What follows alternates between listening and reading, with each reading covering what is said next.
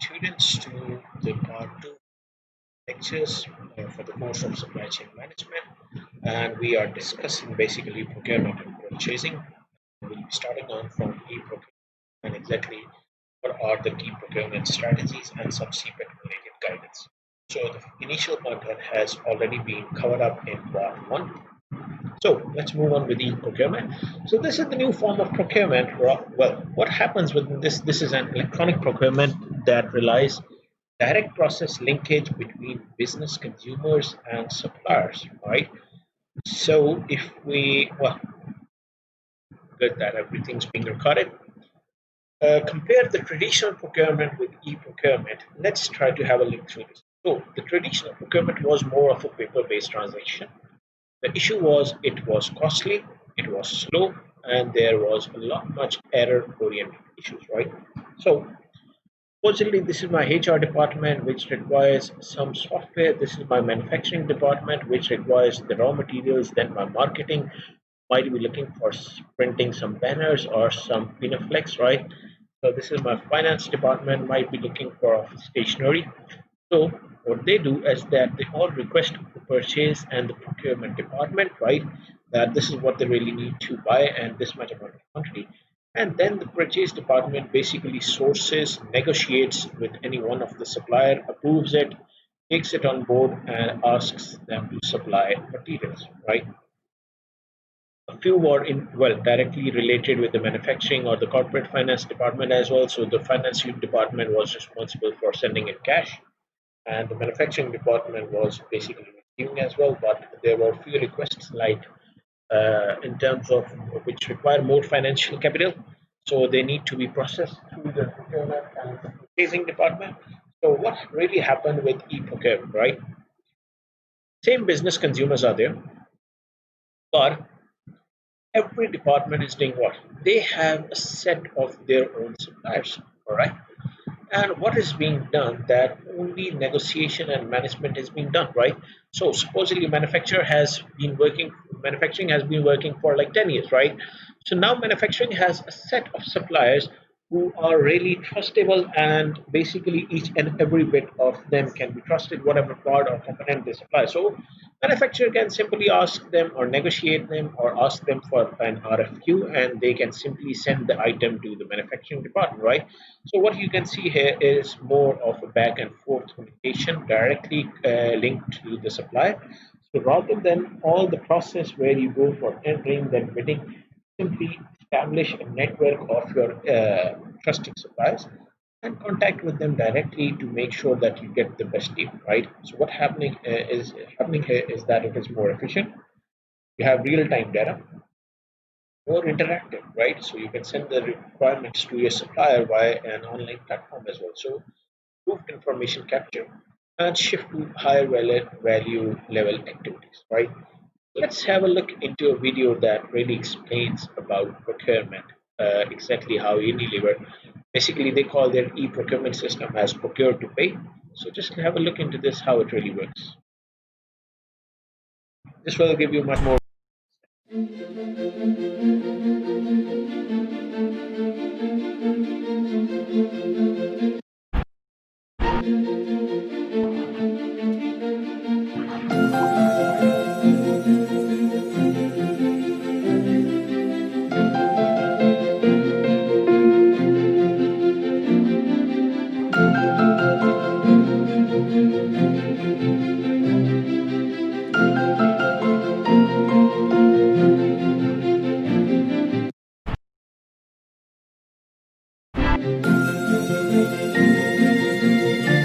Unilever is a big spender. Every year we buy indirects and production items to the tune of 26 billion euros globally. The care with which we make those purchases has a direct impact on the bottom line. But that's not all. Procurement is not just about price. It is also a way to drive up quality and improve efficiency. It is about value creation. Like all large organisations, Unilever uses technology to streamline procurement. We've even given our process a snappy name: Procure to Pay.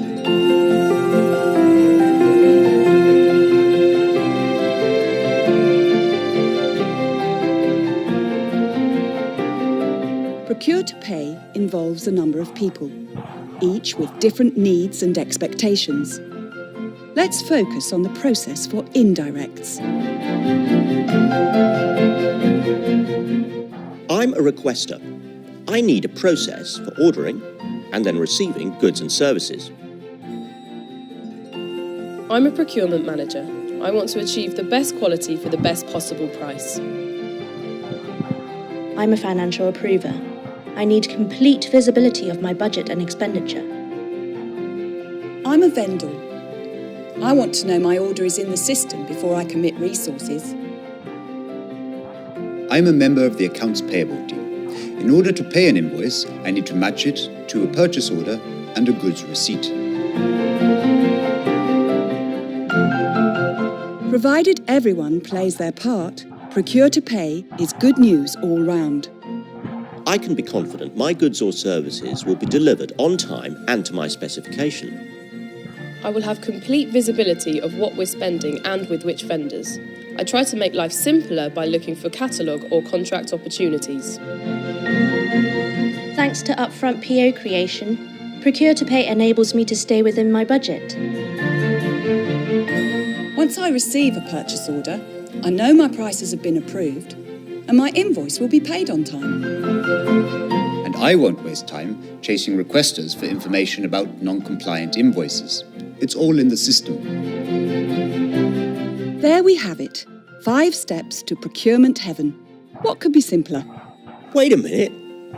I used to just pick up the phone and order what I want from whoever I want. Now I've got to fill in loads of forms, especially if it's a new supplier. I go to a lot of trouble to approve suppliers, but he wants to do his own thing. We have 150,000 suppliers on our books. There are plenty of good ones to choose from. And it's not as if it's his money he's spending. I've got budgets to manage. He can shout and scream as much as he likes.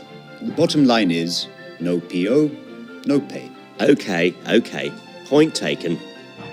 Procure to Pay does mean change. It means adapting to new procedures, but it won't take long to appreciate the benefits. So how does it work in practice? First, I make sure my vendor is in the system. There's a good chance that if the vendor is in, there'll already be a contract in place for what I want to buy. Ideally, we have an existing contract or a preferred supplier in place for the goods or services we are buying. I now create a purchase requisition in Ariba for my goods and services. The purchase requisition comes to me. I will source vendors that offer the best value and make that information available to the requester, ensuring we have compliance with the contracts we have negotiated. I select the products or services I need. I already know the price has been agreed with the supplier and approved by the procurement manager. I check to see the purchases within my budget and approve it. This automatically generates the purchase order, Which comes straight to me. The PO tells me what I'm delivering, at what price, and to what deadline. The vast majority of my customers now issue purchase orders.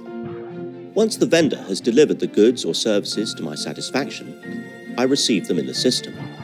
I can now submit my invoice. I prefer to do this electronically, not forgetting, of course, the PO number, or I won't get paid. Bingo! I have a PO, an invoice, and goods marked received. This is the basis of the 3-way matching principle required to authorize payment. My invoice is processed promptly, which is good for cash flow. The procure-to-pay process has helped me achieve value for money for Unilever. That's good for my department and good for the bottom line. With so much money being paid out to vendors, we need to make sure Unilever always gets value for money. That's why Procure to Pay is here to stay.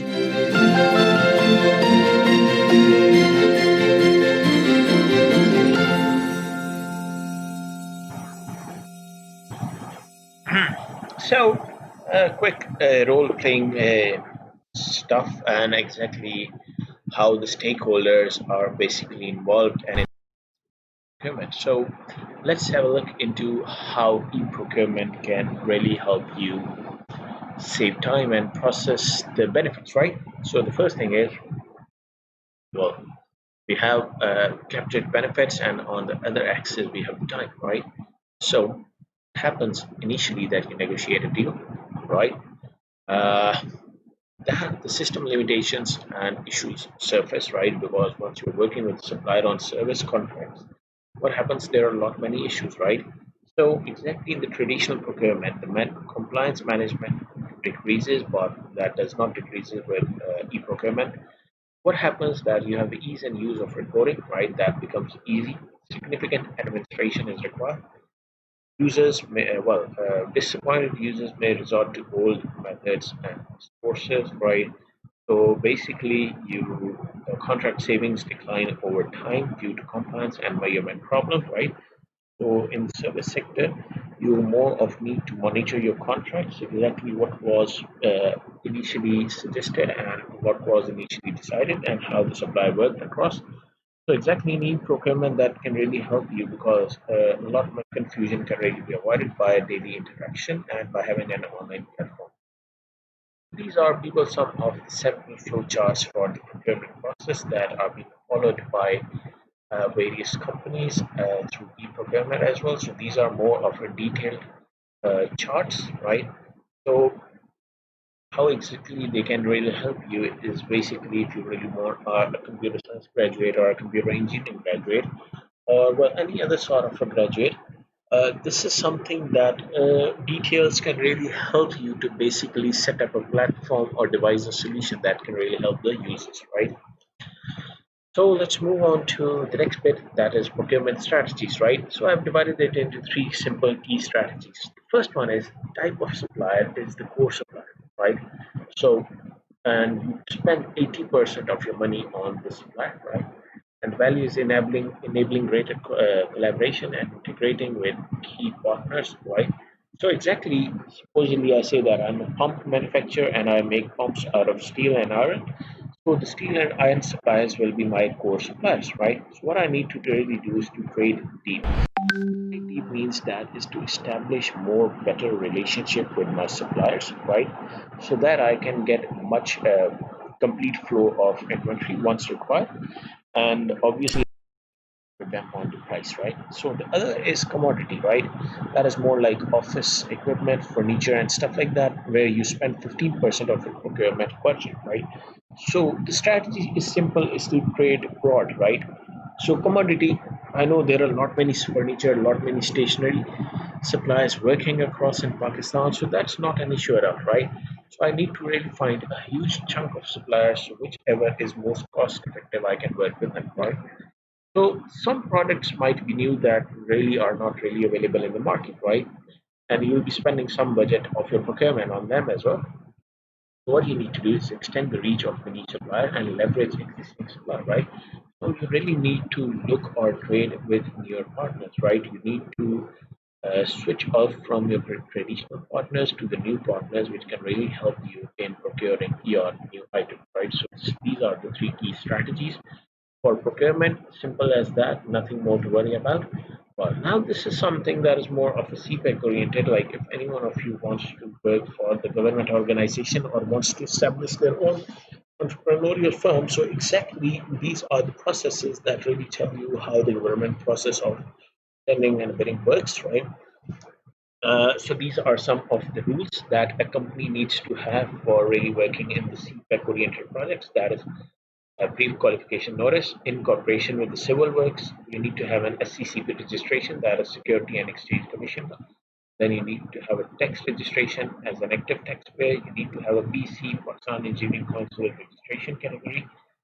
There are a lot many categories for engineers, operators, and supervisors. You need to have an audit report exactly telling that how much suppliers you have been working with and your financial audits as well. That and should be creditworthiness, right, from a good firm.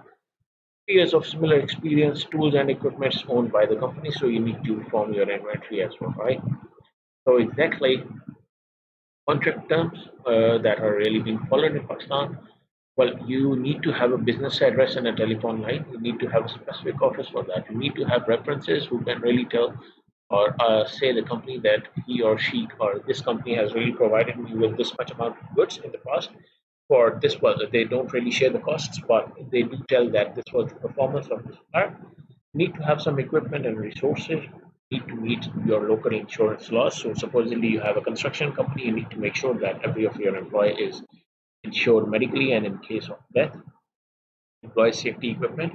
You need to have security clearance as well for working in organizations like Atomic Energy or PAAC or PF as well. Performance security. So this is more of a bit money that you can deposit like 5% of the project. So this exactly basically is a guarantee that if you are not able to perform, the bill money is basically taken away by the buyer, right? National tax number and a PC registration number, right? So with this, we come to really an end for the topic of purchasing and procurement, right? But I really want you to have a look into what are the potential careers for engineers who can really work in the procurement sector. So this is something that will give you a realistic idea to exactly what jobs you can get as an engineer in procurement sector. So just have a look into them, and we finally conclude. So my name is Scott Purdom, and I'm a procurement manager for our packaging at Unilever, based in Rotterdam. I graduated in 2009, and I did the logistics sandwich course at Hassaan University.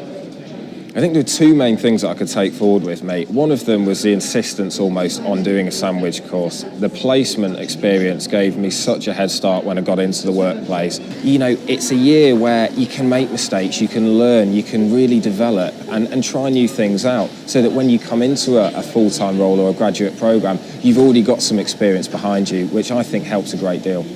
The other thing as well is that the logistics course was a real representation of what Unilever does within the supply chain. So the content of the course was very much aligned to all of the roles I've done in Unilever. If I take my current role in procurement, one of the modules I studied was strategic procurement. And actually some of the models that I was exposed to within the course, we're actually using in real life. Obviously we've taken our own interpretation and we use those within our category. But yeah, very much so. All the things that I learned there were very useful. Directly after my placement year, I went straight into a summer placement with Unilever, which is another route that you can get into the business and gain some experience. But what I did see is the opportunity that the company gave you and also the graduate scheme. So I was really inspired after that experience to come onto the graduate programme. There's a lot of things about Unilever that I found inspiring and interesting. I mean, starting from sustainability, and responsibility for not only our own people but the world's people. You know, there's some great stuff like the Unilever Sustainable Living Plan, which really stood out to me. The graduate programme itself is very structured. It's intense, but it's focused on your development, and the amount of support that you get is fantastic. You can have a career which exposes you to many different areas of the business, different functions. You know, joining in supply chain, you can move through manufacturing, procurement, distribution, service. But you could also go into sales. You could go into marketing after that. There's nothing that stops you. You know, there aren't any boundaries really between those different silos. In my first role, I was working on one of our large UK sales accounts, managing Ben & Jerry's promotions, which was fantastic. You know I didn't sample quite as much as would have liked, but it was a great opportunity. I then went to lead a team in our Norwich factory, which produces the historic Coleman's brand. I then went to Leeds to work in our global supply chain capability and R&D centre. That was one of the places I enjoyed the most because I was helping to develop new technologies for our aerosol business. And then finally, I had a 6-month placement in Schaffhausen, which is our European hub, which called the USCC, which is a great role working in the beverage planning, looking at our overall network, so a more strategic role. So working for Unilever is highly rewarding in many senses, and it's about developing yourself. It's about those leadership roles where you can have a direct influence on coaching, leading and developing others and allowing other people to achieve their full potential. That's one of the things that I find the most satisfying in any role that I've undertaken. So more of exactly how a student from an Aston University went into Unilever. Hi, my name is Ray. So this is and I'm from a procurement manager Martin, here at which makes Lockheed Martin F-16s. Missiles and Fire Control. Strategy has always been a big part of my life, and it's been something that I enjoyed since I was a kid. Whether it was a Rubik's Cube or playing chess, I've just always been really excited about that. It's my job to make sure that we can get parts into Lockheed Martin on time. So sometimes for a supplier, it just doesn't work for their shop floor to expedite a part in 2 months earlier than what they said that they can do. I believe by doing these brain teasers and doing these strategic games, it keeps me sharp and gives me an opportunity to see, hey, how can I help Lockheed Martin, MFC, and the supplier to come to a common solution?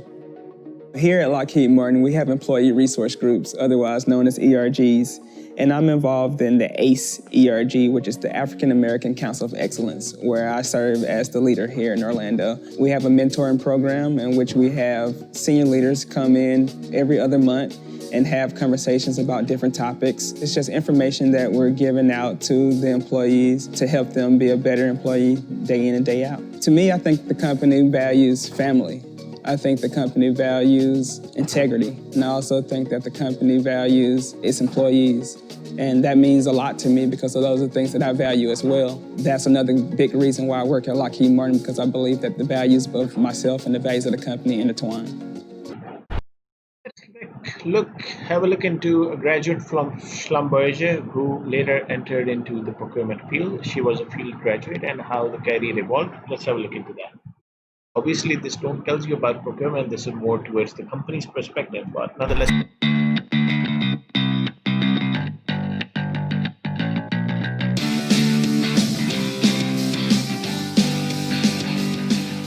I chose Schlumberger because they had a fixed up program, and I liked the projects that I was given, and they were very high visibility.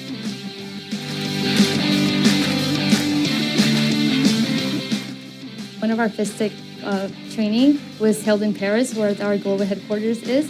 So we got to spend a week there with all the different VPs, and we had an open room with them, conversation with them. Within my career path, I've been in sourcing, and I'd like to be in procurement next, and I actually want to be in the field. So I actually got offered a position in the field in North Dakota, where I'll be able to manage sourcing for a huge area and work with the different segment managers and operations.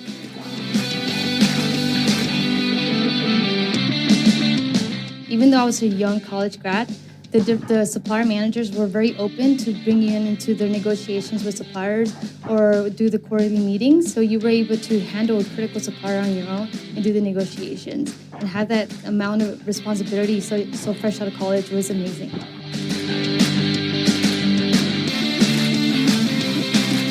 As a sourcing specialist, you don't really have a typical day because you're always handling different projects and your stakeholders are different segments and they're located in different parts of North America.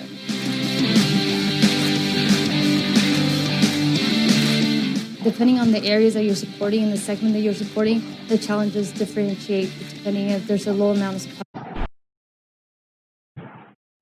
that you have to deal with, or there is just different negotiations that you have to handle.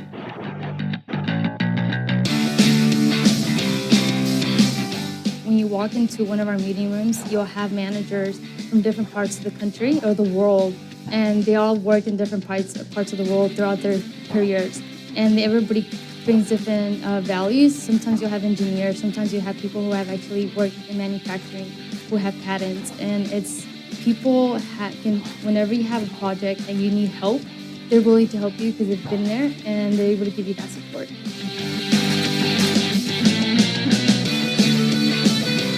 My advice to somebody that's considering working for Schlumberger is that you have to always be up for a challenge, because you sometimes will be given work that is very challenging, and sometimes you'll feel like it's out of your role.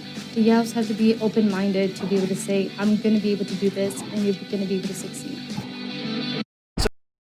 Next of careers that you can potentially European hub, which called the USCC. Why it's not moving into the next slide. Which is a great role working in the beverage. So with this, we come to an end of our topic, and the learning outcomes that we have achieved within part 2 is that what is e-procurement, difference in e-procurement and the traditional procurement, are the key 3 procurement strategies, and what are the CPIC-related or government-related guidelines for procurement and purchasing. So nonetheless, thanks a lot for listening and paying attention to the lecture. Hopefully see you soon in the next interactive session. So till then, goodbye.